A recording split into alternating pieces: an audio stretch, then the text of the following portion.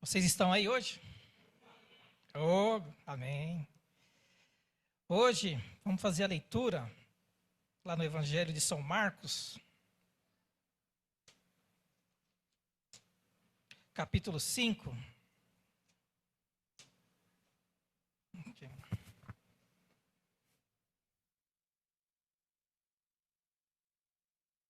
O Evangelho de São Marcos, capítulo 5, nós vamos fazer a leitura do do versículo 21 até o 42, tá? Eu vou ler os ímpares, a igreja lê os pares, tá bom? Eu vou dar início, então, na leitura. Evangelho de São Marcos, capítulo 5, a partir do 21. E passando Jesus outra vez, num barco para o outro lado, ajuntou-se a ele uma grande multidão, e ele estava junto do mar.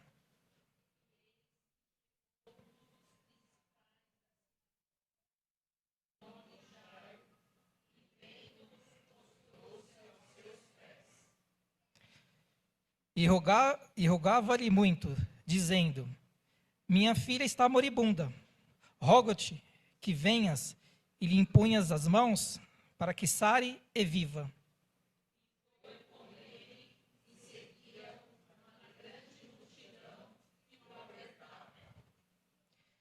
E certa mulher, que havia 12 anos, tinha um fluxo de sangue.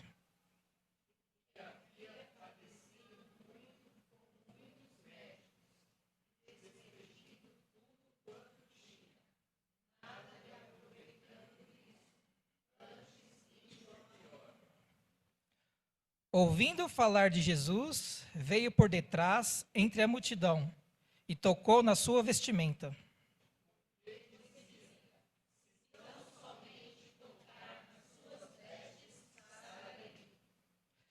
E logo se lhe secou a fonte do seu sangue, e sentiu no seu corpo estar já curada daquele mal.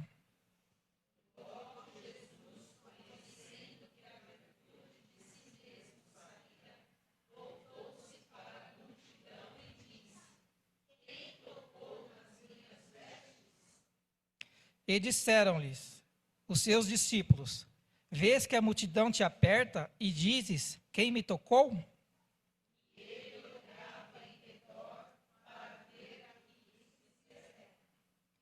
Então a mulher, que sabia o que tinha acontecido, temendo e tremendo, aproximou-se e prostou-se diante dele e disse-lhe toda a verdade.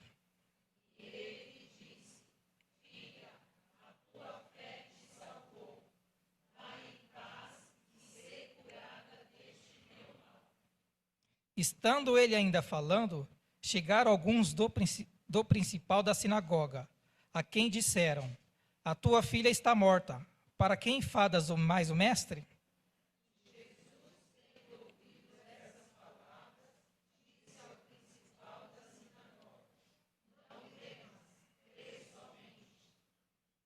E não permitiu que alguém o seguisse, a não ser Pedro e Tiago e João, irmão de Tiago.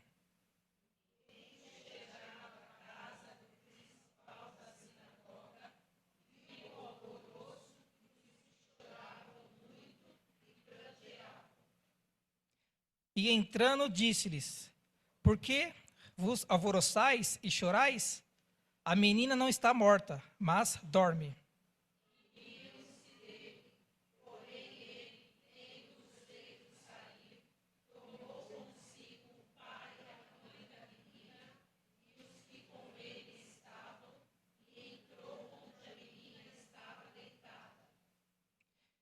E tomando a mão da menina, disse-lhe: Talitá cumi, que traduzido é: Menina, a ti te digo, levanta-te.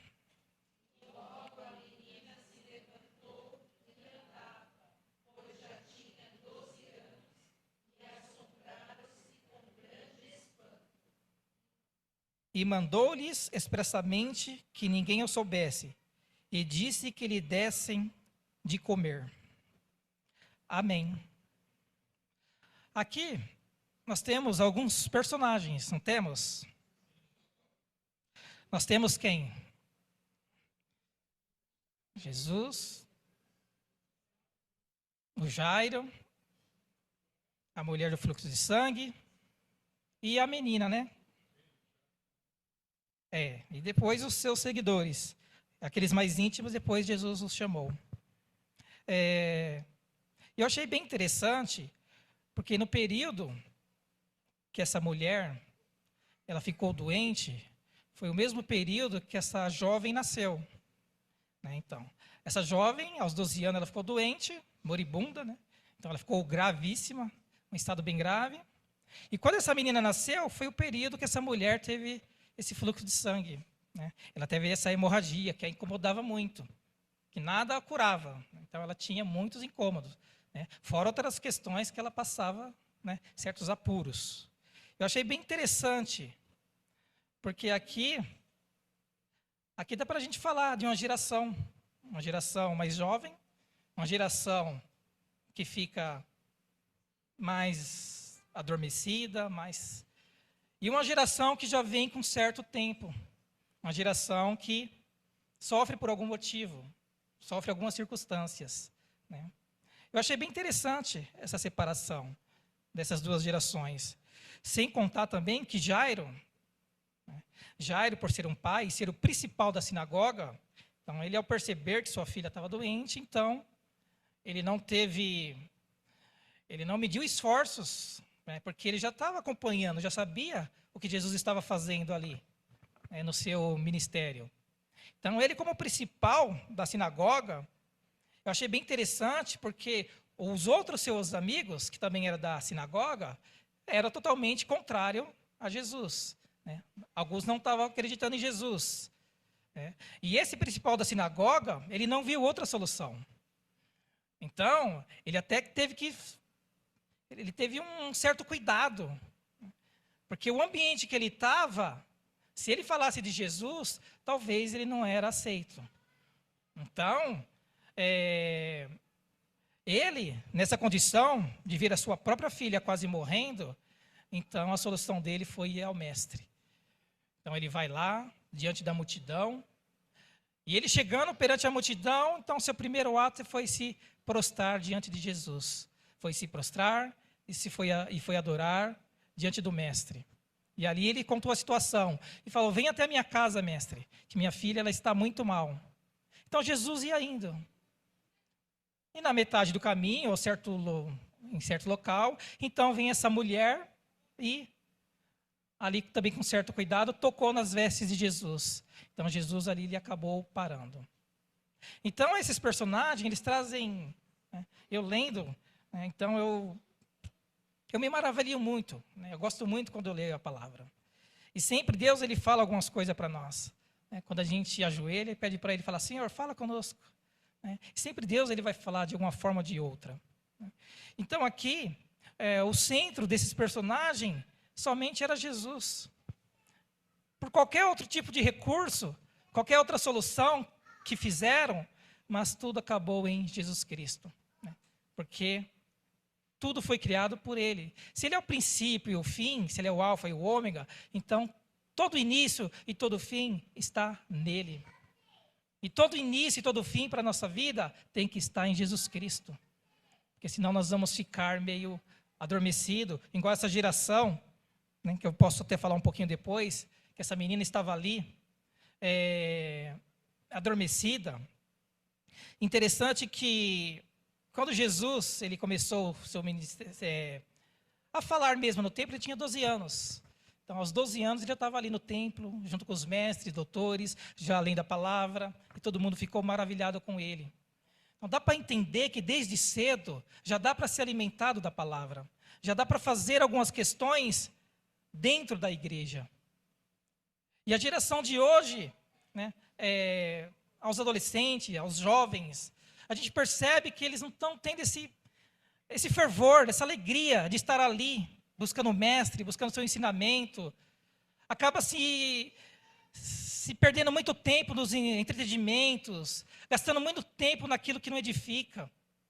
Ficam bem atrelados ali a preencher um vazio humano nas questões motivacionais que não preenche.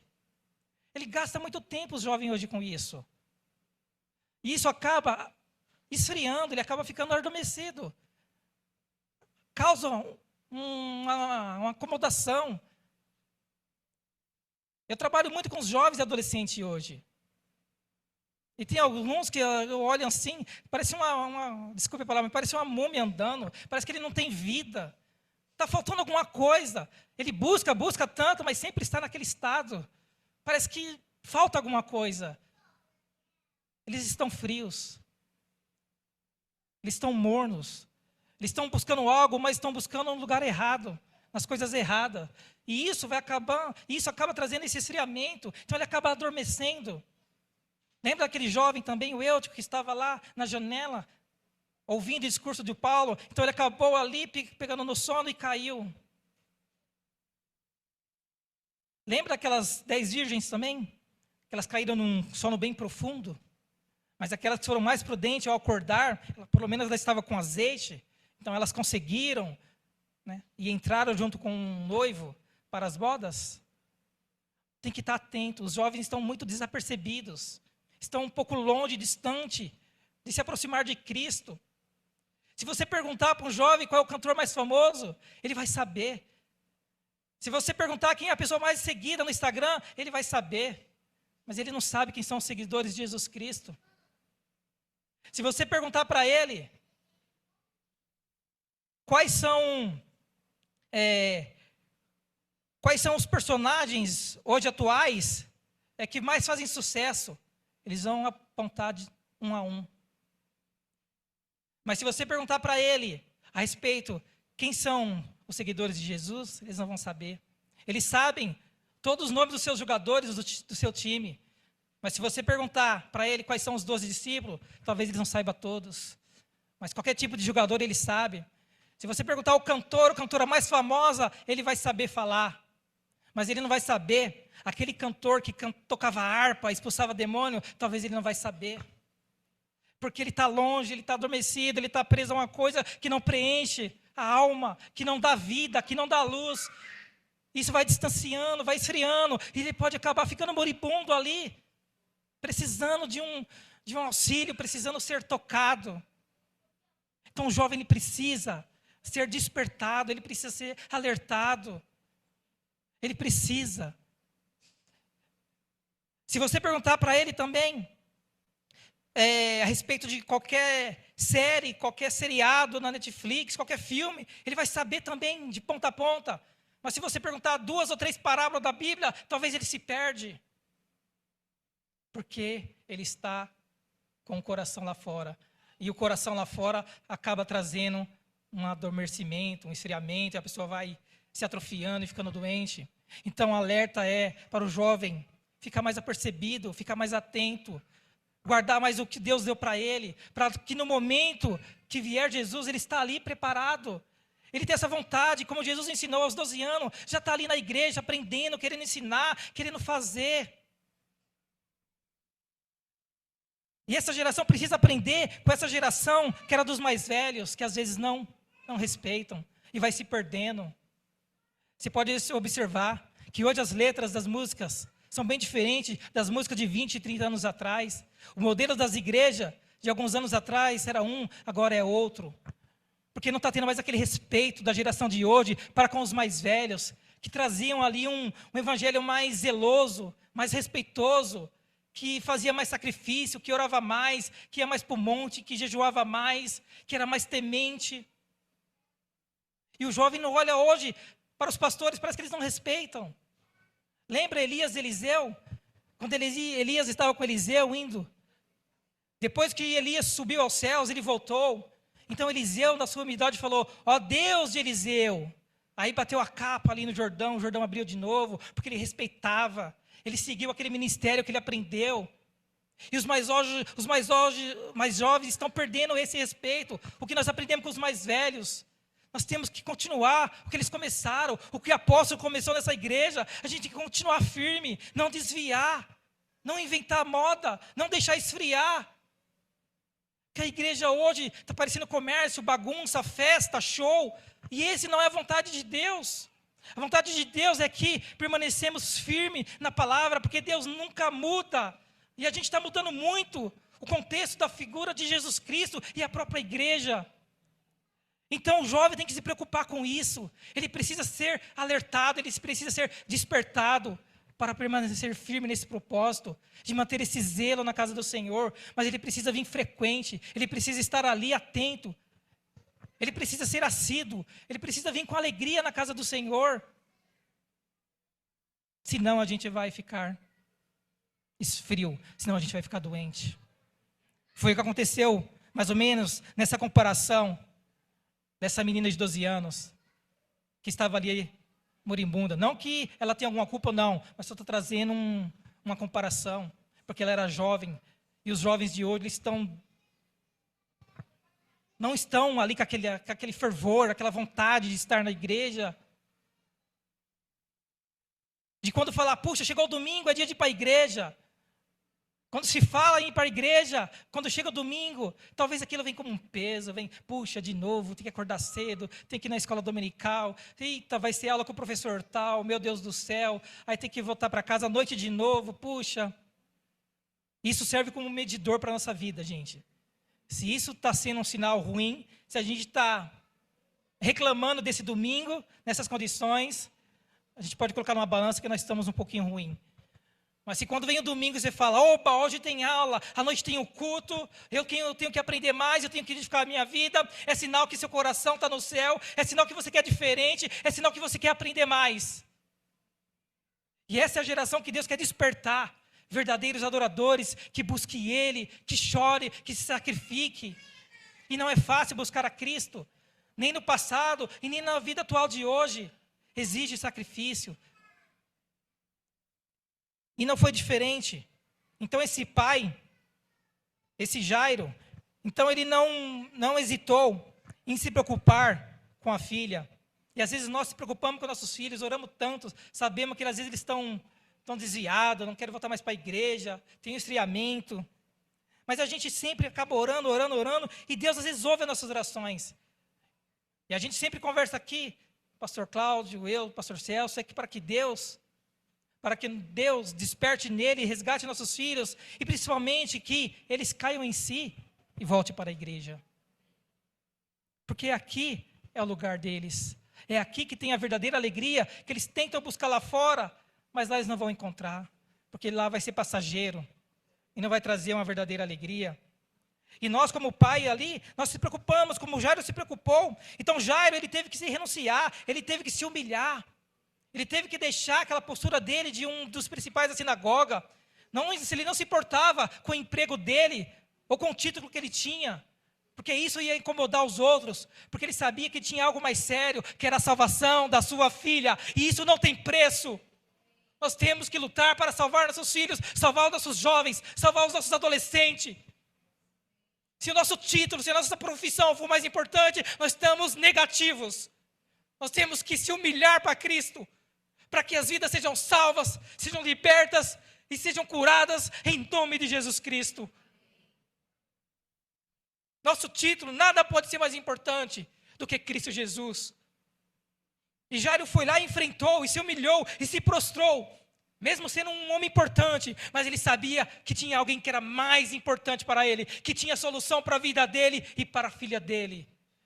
Não é o nosso emprego, não é o nosso título, não é o nosso poder, não é o nosso dinheiro que vai dar verdadeira alegria, que vai salvar nossos filhos. É a nossa presença, é o nosso estilo de vida, é a nossa renúncia, é o nosso modelo que a gente tem com Cristo para se expressar aqui na nossa vida, na nossa terra, na nossa sociedade. E nós temos que fazer isso. E temos que ter essa certeza, porque ele teve essa certeza. Jairo teve, ele sabia. Ele foi, ele enfrentou. E muitas vezes a gente deixa de enfrentar por alguma ocasião. Ele era o principal, gente, já pensou? Já pensou depois como ele foi Ele foi desprezado, talvez depois, pelos seus amigos da sinagoga. Às vezes a gente se importa muito com a nossa aparência profissional, com a nossa aparência ali, que a gente veste uma capa, uma roupa, e a gente se preocupa muito com aquilo, do que o outro vai pensar, vai achar. Isso tem que cair por terra. Nós temos que fazer a vontade de Cristo, e nada disso pode fazer importância para os outros. Estamos aqui para agradar a Deus, fazer a vontade dEle, e não agradar o próximo. Ainda mais nessa condição, que a gente às vezes tem que fazer coisas que Deus não gosta só para agradar ao outro. Isso também não é bom. Isso demonstra que a gente não está tão próximo da igreja, que a gente não está tão participativo da igreja, que a gente não está com aquele fervor de querer realmente mudar. Como diz o hino, que as coisas velhas se passam e tudo tem que se fazer novo. E a cada dia, cada culto é algo novo que a gente quer, que a gente aprende. E a gente tem que estar aqui com esse fervor, às vezes se humilhando. Eu não posso deixar nada abater. Nada que eu tenho pode interferir na minha vida com Cristo. E isso acaba interferindo na vida de muitos de nós. Quando a gente coloca algo mais importante na nossa vida do que o reino, do que o evangelho de Cristo. Então aqui ele foi. E quando ele chegou a Cristo e se prostrou, então Cristo já estava indo para a casa de Jairo. Então essa mulher que havia padecido há muitos anos, aqui no 25, é certa mulher que havia 12 anos, tinha um fluxo de sangue, uma hemorragia bem importante. Então ela já estava sofrendo 12 anos, e que havia padecido muito com muitos médicos, e despedindo tudo quanto tinha, nada ali aproveitando isso, antes indo de mal a pior. Ou seja, quanto mais ela gastava, quanto mais ela investia, mais a vida dela ia ficando ruim, ia ficando pior, ia ficando sem solução, ia ficando sem saída. E ela gastou tudo, ela fez de tudo, procurou os melhores médicos, os melhores especialistas, ela fez de tudo. Aí talvez ela, puxa, eu peguei o melhor médico, agora vai. E a condição dela piorava. Por quê? Porque talvez a prioridade dela não foi quando ela estava ouvindo falar de Cristo. Quando ela chegou no último, quando estava acabando tudo para ela, aí sim ela lembrou de Cristo. E às vezes a gente é assim também. A gente faz muitas coisas dando prioridade para isso, para aquilo, e depois para Jesus Cristo. Se eu perguntar para você, me fale um pouquinho de você. O que vai vir na sua mente primeiro? Você vai falar, puxa, meu trabalho é isso, puxa, minha família é isso, né? Puxa, eu estou pensando em comprar aquilo, puxa, eu preciso de um carro que eu estou a pé. Aí talvez lá embaixo, puxa, né, Cristo, a igreja. Às vezes a gente é assim, a gente está tão atrelado às coisas do mundo, que a gente tem essa necessidade.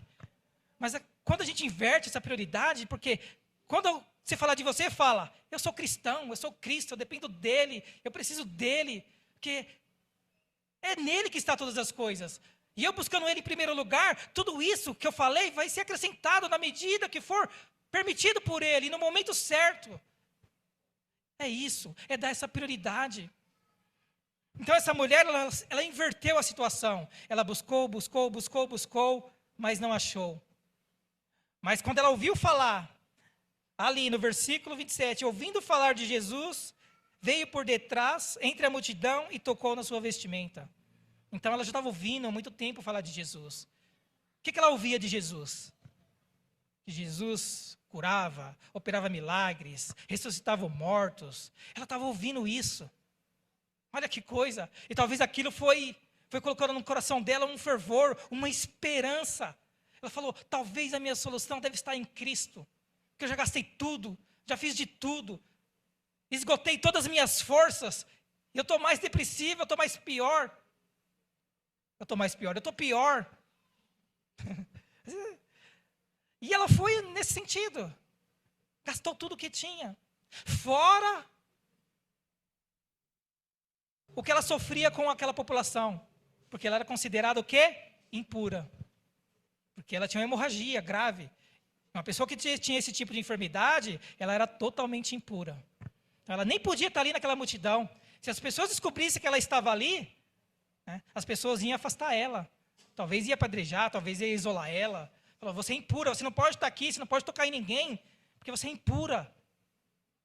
Mas a necessidade dela, o desejo dela de ser curada, promoveu que ela foi lá, enfrentou a multidão, Então ela se humilhou, a multidão não foi barreira para ela. Então ela foi por detrás e tocou nas vestes. E ao tocar nas vestes, instantaneamente ela foi curada, aquele sangue foi cessado. Na mesma hora que ela tocou, na mesma hora ela foi curada. Porque a fé dela era tão grande.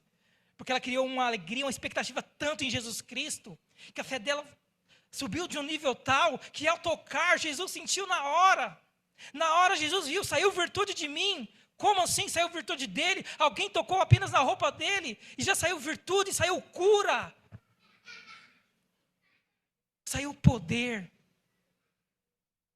Então Jesus fala, mas alguém tocou em mim aqui, então os discípulos, Senhor, tem centenas, tem milhares de pessoas aqui te apertando, te esmagando. E o Senhor fala, quem tocou em mim? Então Jesus, ali olhando, só que Jesus já sabia que a mulher estava ali. Porque Ele é Deus, Ele sabe todas as coisas. Ele só parou esse momento para a pessoa ver mais um milagre. Porque uma pessoa que é impura, ela pode ser pura a tocar naquele que é puro. Uma pessoa que não vale nada, tocando em Jesus Cristo, ela pode valer alguma coisa. Se ela é pecadora, ela pode tocar naquele que é santo e vai se tornando santo. Ela não se importou com isso. Então ela foi até ali. E Jesus queria mostrar para as pessoas ali, aquele momento, porque Ele sabia. Mas Ele queria ouvir dela. Porque talvez se ela na hora que ela tocou, ela poderia sair. E talvez aquilo não ia fazer muito êxito para a vida dela. E Jesus seguindo o seu caminho, ela falou, agora eu estou curada, eu posso fazer o que eu quiser. Mas Jesus falou, alguém tocou em mim. E quando Jesus toca em nós, nós temos que falar alguma coisa para Ele. E temos que falar a verdade. Não é meia verdade, não é pouca verdade, mas é falar toda a verdade. Porque quando a mulher falou, Senhor, fui eu que toquei no Senhor. Ela falou tremendo e temendo. Tremendo e temendo ao que Jesus talvez ia falar. Ela estava curada, ela deveria estar feliz. Ela estava feliz e ao mesmo tempo tremendo e temendo quando saiu aquela virtude e a cura veio para a vida dela. Então Jesus, conhecendo a virtude de si mesmo, aqui no 30, voltou-se para a multidão e disse, quem tocou em minhas vestes? E disseram seus discípulos, vês que a multidão te aperta e diz, quem tocou? E ele olhava ao redor para ver o que fizera. Então a mulher que sabia o que lhe tinha acontecido, temendo e tremendo, aproximou-se e prostou-se diante dele e disse toda a verdade. Então ela foi e disse toda a verdade. A verdade tem que ser dita para Jesus Cristo. Porque quando a gente diz a verdade, o poder dele vem para nós. Para nos curar, para nos libertar, para dar uma nova vida, para dar um novo sentido, um novo rumo, um novo patamar, um fervor, um batismo no Espírito Santo. Quando tocamos em Jesus, nós temos que falar a verdade, nós temos que falar aquilo que nós éramos e aquilo que a gente deseja ser. Se eu era picareta, Senhor, eu quero ser justo. Se eu era fanfarrão, agora eu quero ser sério. Se eu era mentiroso, agora eu quero ser mais verdadeiro. Se eu era hipócrita, agora eu quero ser mais íntegro. Falamos a verdade para Cristo, não devemos ter vergonha de falar para Ele as nossas mazelas, as nossas falhas, os nossos pecados. Pelo contrário, Ele gosta que fale, porque falando Ele vai tocar ali para libertar, para curar. Temos que falar, Senhor, eu não valho nada, eu sou pecador, meu pensamento, Senhor, só está nesse sentido não é bom. Por favor, Senhor, eu estou tocando em Ti, eu estou falando para você a verdade. E a verdade que está nele vai vir e vai nos purificar. Vai abrir a nossa mente e a gente vai lutar para ser santo e para fazer a vontade dEle. E a fé dessa mulher a curou da sua enfermidade. E essa angústia que ela tinha, esse mal que ela tinha, ela foi curada e foi sarada. Cessou. Às vezes a gente toca em Jesus Cristo, mas a gente tem que falar para Ele a verdade. Que nem essa mulher só ouviu. Enquanto ela estava só ouvindo, nada acontecia. Ela teve que tocar. Só tocar ia resolver? Não, ela tinha que falar. Falar a verdade. Aí sim, teve aquela operação milagrosa de Jesus. Isso fala muito comigo, isso fala muito com vocês. Porque a gente está ouvindo só falar de Jesus Cristo, só ouvindo, mas não estamos indo lá para tocar nele. O Jairo foi de frente, ele já, como tinha uma postura mais de líder, ele já foi lá se humilhou, Senhor. Essa mulher com medo ali, porque ela tinha uma doença, que as pessoas iam talvez excluí-la, ela foi ali na timidez por trás, mas é necessário que tocamos em Cristo, não importa o nosso temperamento, não importa o nosso jeito de ser, mas temos que tocar em Cristo para ter outro tipo de vida. Temos que tocar em Cristo, porque é Ele, tudo está nele. E essa mulher foi por detrás e tocou, ela se humilhou, e ela falou toda a verdade. Então a gente às vezes está só ouvindo falar de Cristo. A gente vem domingo, vem sexta, vai sábado, e estamos ouvindo, e nossa vida não sai do lugar, estamos patinando, porque estamos só ouvindo. A gente tem que tocar. Tem aqueles que mais já toca em Jesus, já fala, Senhor, é igual Pedro, Senhor, já toca em mim, já me lava todo o meu corpo, tira todo o meu pecado. Então, Jesus, calma, Pedro, é necessário só os pés. Eu sei que você vai com calma, mas tem que estar ali, tem que estar aos pés do Mestre, Ele tem que tocar em nós, lavar, purificar. Temos que estar ali diante dEle. E além de tocar nele, temos que falar a verdade. Então, conforme a gente vai se aproximando de Cristo, o nosso nível, a nossa intimidade, o nosso relacionamento com Ele, gente, vai melhorando. Aí nós vamos entendendo que nós somos menos humanos e somos mais espirituais. Somos menos terrestres e somos mais cidadão do céu. Nós desapegamos da terra e queremos agora uma mansão celestial. Porque a nossa intimidade com Ele vai crescendo. Porque nós estamos com Ele, tocando nele, falando todo dia para Ele, a verdade para Ele. E tem que ser para Ele. Porque às vezes falamos a verdade para outras pessoas e não é bom isso. Temos que falar primeiramente para Cristo. Igual essa mulher, primeiro ela fez de tudo, falou com o médico A, B, C, falou com o vizinho daquela doença, nada resolveu. Talvez muitas pessoas até julgaram, falaram, você é doente, você tem que sair dessa vida, você tem que ser excluída. Às vezes é necessário falarmos só com Cristo. Então, deposite, lance para Cristo o que você quer falar. Às vezes a gente tem aquela vontade, de falar alguma coisa para Cristo, uma vitória nossa, um plano nosso, um sonho nosso. Fale primeiro para Cristo. Igual aqui no início do ano, a irmã Valéria fala para a gente, escreve ali no papel. Ninguém está sabendo, porque você está falando para quem? Para Cristo. Seu plano, sua ação. Fala para Ele. Só Ele precisa saber. Depois que vier a vitória, depois que vier a conquista, nem vai precisar falar que as pessoas vão ver a vitória que Jesus deu para você. É que a gente às vezes tem essa necessidade, de falar, de dizer que temos, que fazemos. Isso não é tão bom para nós que somos cristãos. Temos que ir recebendo uma bênção, mas ficarmos ali. É como ter, mas não ter. É como ser, mas não ser. É como possuir, mas não possuir. É mais ou menos isso. Isso demonstra sabedoria, relacionamento bom para Deus. Você pode ver quando alguém posta algo na rede social que está lá na praia, lá, e às vezes você está trabalhando no domingo. O que você vai ficar pensando ali? Poxa vida, né? Você vê que já desperta algo na outra pessoa.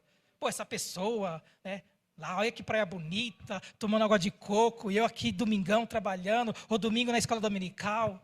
Aquela pessoa está despertando na outra algo. Pode ser inveja, pode ser cobiça, pode ser até algo bom também. Puxa, essa pessoa merece. Mas isso desperta muita coisa. Então temos que tomar muito cuidado ao que queremos expressar para os outros, ao que queremos falar para os outros. Uma coisa é certa que nós temos que falar, que nós somos cristãos, que Cristo salva, cura e liberta. E isso nós temos que falar todos os dias, porque nós respiramos a Cristo e vivemos a Cristo. Então essa mulher foi curada e saiu dali. E ela ser curada, então, chegaram os outros principais da sinagoga e disseram ali para o Jairo, falou, ô Jairão, para de enfadar o mestre. A sua filha está morta já. Você imagina o desespero de Jairo, naquele momento. Ele foi com fé, ele foi com aquela esperança. Aí vem umas pessoas e falam, acabou, está acabado. Esquece, vamos marcar já aí a sepultura, o velório, esquece, acabou. Mas Cristo, na sua imensa sabedoria, Ele conhecendo o coração, Ele sabia que talvez Jairo ia ali perder a esperança, ia ficar descrente, ou ia fazer algo que não seria bom naquele momento. Então, aqui no versículo 36, e Jesus, tendo ouvido essas palavras, disse ao principal da sinagoga: não temas, crê somente. Ou seja, naquele ato de desespero, que Jairo talvez já teria, ao saber que a filha estava morta, Jesus vem e fala: não temas, crê somente. Isso é uma lição maravilhosa para nós, gente. Em quantos momentos da nossa vida a gente não está em aflição, está em desespero, e a gente acaba agindo por impulso, ou pelo nosso temperamento sanguíneo, colérico, que já sai batendo, xingando, atropelando. E às vezes Jesus está falando: não temas, crê somente, calma. E era uma coisa grave, que a filha estava morta. Você imagina uma notícia dessa, saber que um filho seu está morto? E vem Jesus ali: calma, crê somente. Mas ele ouviu a voz do mestre. Mesmo nesse momento de aflição, ele ouviu. E nesse momento que ele ouviu, então, Jesus deixou um pouco da multidão para trás e falou: vem comigo agora, só Pedro, Tiago e João. Venham comigo só vocês. Porque em alguns momentos da vida, a gente tem que excluir algumas pessoas, porque elas vão só atrapalhar a nossa vida. Temos que ter essa decisão. Jesus aqui foi corajoso, falou: ó, para tudo, vocês fiquem, voltem para os seus lares, que agora eu quero só comigo. Essa pessoa e essa pessoa, venham comigo, porque esse milagre tem que ser para eles. Às vezes a gente tem que fazer isso, excluir alguém da nossa vida, seja em qualquer local. A gente precisa selecionar as pessoas. Cristo selecionava as pessoas para a vida dele. Seleção dos discípulos, querendo ou não, uma seleção. E dentre os 12 também ele fazia algumas seleçõezinhas ali. Porque é necessário fazer seleção na nossa vida. Nós que somos cristãos, precisamos. A gente não precisa de amizade de todo mundo. A gente não precisa ter amizade para dizer que a gente está na moda. Não precisamos disso. Que a gente é uma pessoa atualizada, informada. Não precisamos. Precisamos selecionar nossas amizades. E conforme as coisas vão se apertando, nossa amizade precisa ser mais refinada. Precisa ser mais selecionada. Porque elas vão ser importantes para a nossa vida. E precisamos ter essa consciência. Porque a multidão atrapalha. Mas as poucas pessoas, sendo sinceras e cristãs, elas vão acabar edificando a nossa vida. Então chegando ali, no caminho, chegando em casa, então Jesus chega ali para todos, né? Então ali tinham pranteadores, aí tinham as pessoas chorando, né? Porque a menina estava morta, e Jesus chegando e falando disse: olha, né? A menina não está morta, ela apenas dorme. Você vê que confusão aqui? Aqueles que estavam chorando depois começaram a rir, né? Parece até meio confuso, parece até uma cena, apesar que alguns pranteadores ali, eles eram contratados para realmente estar chorando, né? Mas ali, quando Jesus fala que ela não está morta, mas que ela está dormindo, aí os que estavam chorando começaram a rir. Você vê que interessante? Enquanto nós estamos ali aos olhos do humano morto, eles estão rindo. Mas quando a gente está vivo para Cristo, as pessoas vão começar ao contrário, né? Quando nós estamos ali adormecidos, mortos, as pessoas vão estar chorando. Chorando porque nós estamos ali parados. Mas quando Jesus vem dar vida para nós, as pessoas vão rir de deboche. Vão rir porque estamos vivos. Vão rir porque teve um milagre na nossa vida. Vão rir porque a gente estava adormecido, agora a gente está acordado. Você já se deparou com uma pessoa, um amigo antigo, por exemplo, né? Isso acontece muito comigo. Encontrar alguém, aí eu falo para ela o que eu estou fazendo hoje. Por exemplo, estou trabalhando, estou indo para a igreja, ela começa a rir, ela começa a debochar. Fala: mas você, né, eu te conhecia quando você tinha 12, 13, 14 anos. Né? Então eu sei a sua fama, eu sei o que você fazia. Né? Então, e você fala que você é isso hoje, então ela começa a rir, ela começa a debochar. Né? Ela não acredita que Jesus fez um milagre na sua vida. Mas Jesus faz um milagre na nossa vida. E a gente não pode deixar esse deboche da pessoa alterar o nosso humor e alterar a nossa intimidade com Cristo. Porque às vezes pode desencadear algo que está preso lá no passado e falar: poxa, eu estou fazendo a minha vida certinho, esses meus amigos hoje estão bem, estão trabalhando, estão viajando, né? E eu que mudei, renunciei muita coisa, e para mim não está indo muito adiante, por que será? Né? Às vezes isso acontece quando a gente é cristão.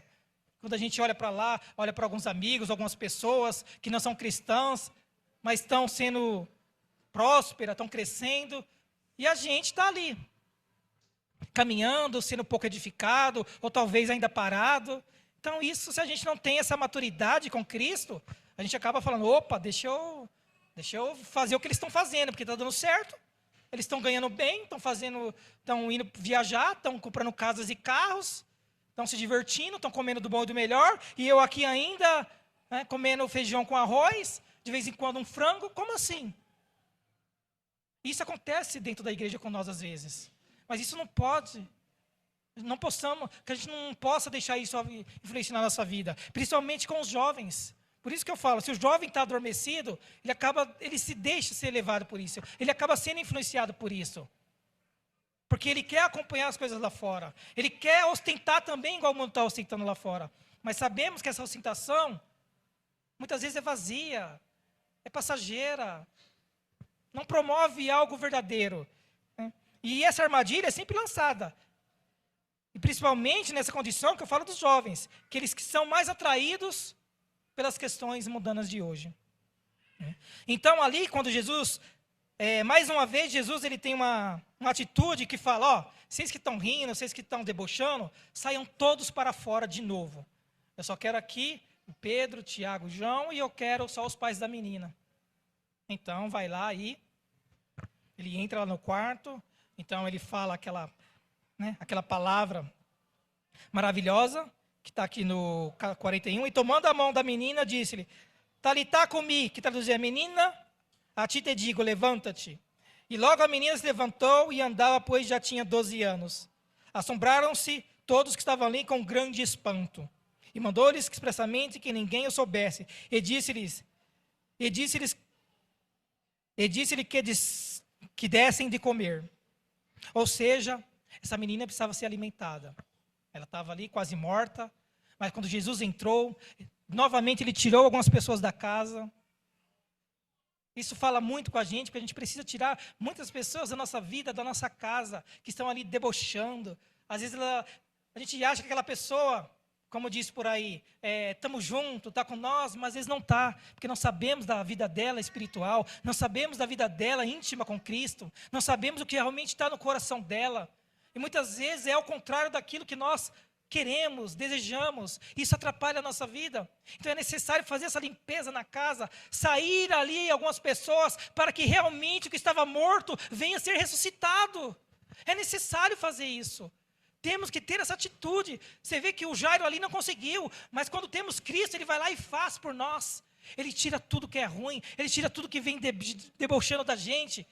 Tudo aquilo que tenta fazer a gente passar vergonha, Cristo vem e traz uma bandeira para nós, ele dá um suporte e fala, aqui ninguém mexe, porque aqui são os meus escolhidos. Temos que fazer essa limpeza na nossa casa e nosso coração, tirar tudo que vem atrapalhar, porque muitas pessoas não estão adormecidas por causa de algumas vidas que estão ali atrapalhando. Então Cristo, ele fala para a menina levantar e depois fala para em seguida alimentá-la. Essa geração, ela precisa ser alimentada, mas alimentada pela palavra de Deus. Os jovens precisam ser alimentados pela palavra de Deus. Aí sim ele vai saber os nomes dos discípulos, vai saber algumas parábolas, vai saber que Davi tocava harpa, foi um dos primeiros a expulsar um demônio tocando. Então ele vai ter mais intimidade, ele vai ter conhecimento bíblico. E você pode observar, uma pessoa que tem um conhecimento bíblico, já foi constatado isso até numa estatística que pessoas que são cristãs, elas são bem mais aprovadas em provas, em entrevistas, por quê? Porque ela tem um estilo, um modelo de vida, ela tem uma postura diferente, porque a palavra vai limpando ela, vai purificando ela vai sendo diferente, ela não vai ficando mais adormecida, ela vai ficando agora esperta, ela vai ficando ligada, ela vai todos os dias querer buscar esse alimento. Esse é o alimento que a juventude, esse é o alimento que a igreja tem que buscar, que os adolescentes, os jovens têm que buscar, esse alimento da palavra. Não deixe o alimento lá fora vir, querer nutrir a sua vida, a sua alma, porque uma hora ou outra vai dar um problema. Se alimente pela palavra todos os dias, porque ela limpa, ela purifica, ela te dá energia, ela te dá força, ela te motiva, e tudo que você fizer na vida, tudo vai vai ter algo importante, vai ser algo que vai edificar a sua vida. Alimente-se somente da palavra, depois você pode se alimentar de outras coisas.